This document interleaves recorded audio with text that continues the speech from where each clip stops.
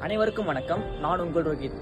கீழே இருக்க நியூஸ் மாதிரி நீங்க செய்யாத குற்றத்திற்கு போலீஸ் உங்க மேல கேஸ் ஃபைல் பண்ணாங்கன்னா நீங்க என்ன பண்ணணும்னு பாத்தீங்கன்னா, ஃபர்ஸ்ட் பயந்து ஒழியக்கூடாது. சட்டத்துடன் கூடிய பாதுகாப்பு உங்களுக்கு உண்டு. இது ஒரு ஃபால்ஸ் எஃப்ஐஆர் அல்லது மால்சியஸ் ப்ராசிக்யூஷன் ஆக இருக்கலாம். சட்டப்படி உங்களுக்கு என்னென்ன ரைட்ஸ் தான் இருக்குன்னு பாத்தீங்கன்னா, article 21 right to life. Court order இல்லாம உங்க மேல கடுமையான நடவடிக்கை எடுக்கக்கூடாது. சட்டப்படி கைது செய்யப்பட்டால் தான் தண்டனை முறையில் வரும்.